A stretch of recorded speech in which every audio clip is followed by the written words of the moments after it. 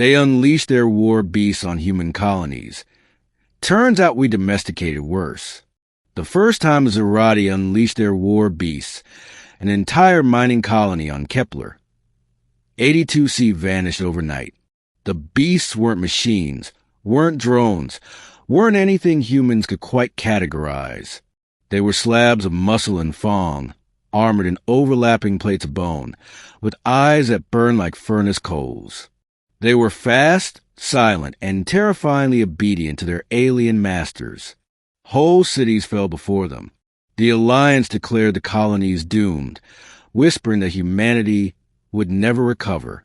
But what the Zerati hadn't realized was this. Humans had been domesticating monsters since before they had history. Chapter 1. The Fall. Captain Juno Cade watched the colony feed from orbit. Satellite images showed smoke curling into the stratosphere, little sparks of fire dotting the surface where the beast had rampaged. The report said 6,000 settlers dead. Only a few hundred survivors had made it to the northern cliffs. Her hand tightened on the console. They're using the war beasts again.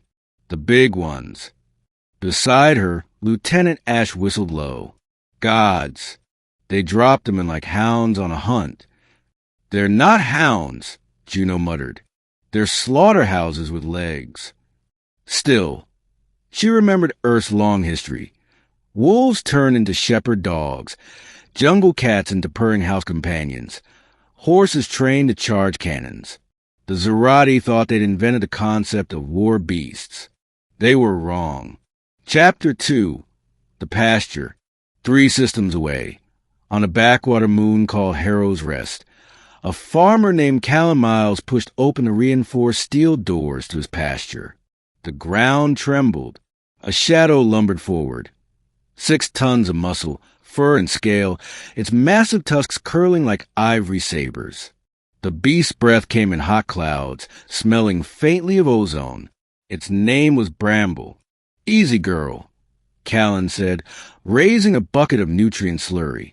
Bramble lowered her head, tusks gleaming. She could flatten the tank if she wished. Instead, she leaned into the bucket, slurping like an oversized hog. Most outsiders would have called Bramble a monster.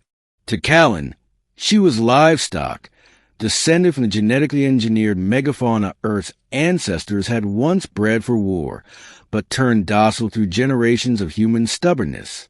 The government had banned their militarization centuries ago, branding them relics of barbarism. Yet out here in the fringe colonies, they still plowed fields, hauled ore, and protected homesteads.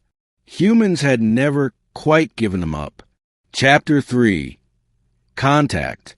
When the Zerati beasts finally reached Harrow's Rest, they expected another easy culling. The drop pods split the sky like meteors. Dark shapes unfolded, howling. Their claws sank into soil. Their jaws snapped at the air. Their tails shattered rock. The settlers panicked, scattering into bunkers. Callan didn't run. He walked out with his shotgun slung uselessly on his shoulder and Bramble at his side. The Zerati beast spotted him, charging with the fury of a landslide. Bramble snorted. Her tusks lowered. When they collided, the ground shook so violently settlers thought the moon was cracking. The alien war beast clamped its jaws on Bramble's flank. She roared, twisting, and threw the predator across the field like it was nothing more than a rag doll. The settlers watching from bunkers screamed in disbelief. Bramble trumpeted and stomped the ground. The alien beast tried to rise, only to find itself pinned beneath 6 tons of tusked fury. Bones snapped. Silence fell. Callan spat into the dust.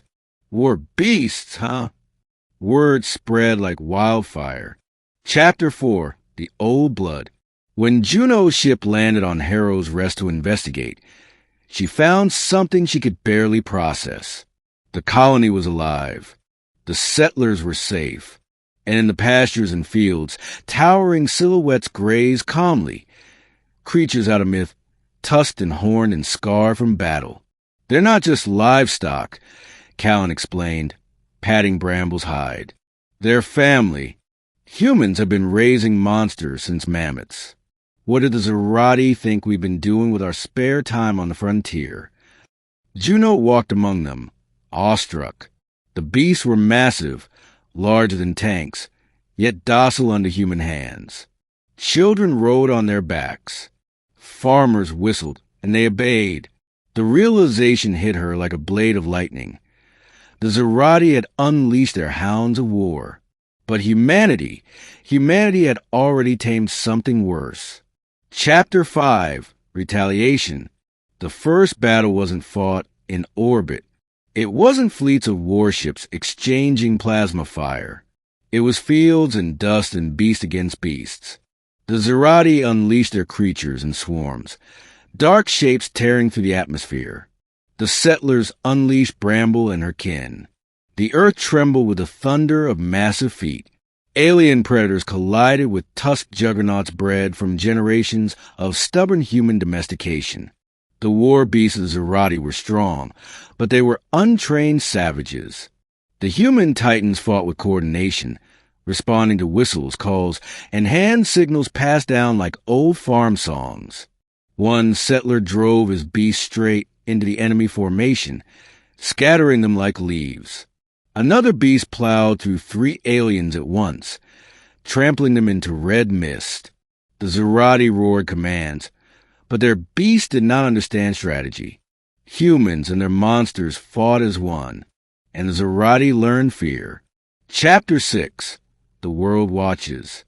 Within weeks, Harrow's Rest was no longer just a colony.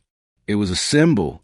Broadcast showed footage of a child sitting cross-legged between 2 tusked giants, patting their muzzles as if they were puppies. The galaxy stared in disbelief. Everywhere, frontier settlers brought forth their hidden stock. Creatures once banned, now paraded proudly. Tusks, horns, armored hides, even fire-breathing offshoots from half-forgotten genetic lines. The humans had never lost their beasts. They had merely hidden them. The Zerati tried to escalate, releasing larger and deadlier war monsters. Humanity answered in kind. For every alien predator, a human juggernaut rose to meet it. And while the aliens relied on fear to control theirs, humans relied on trust. That was the difference. Chapter 7, The Final Charge.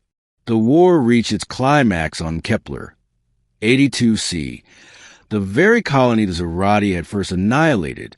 Juno rode at the front of the charge, perched on Bramble's massive shoulders. The beast's tusks gleamed with sharpened iron tips. Her hide armor was scavenged plating. Around them thundered dozens of other titans, carrying farmers, miners, and settlers who had become something more, riders of humanity's forgotten monsters. Across the valley, the Zerati loosed their own war beasts. The ground shook as 2 armies of monsters faced one another. Juno raised her arm. Now!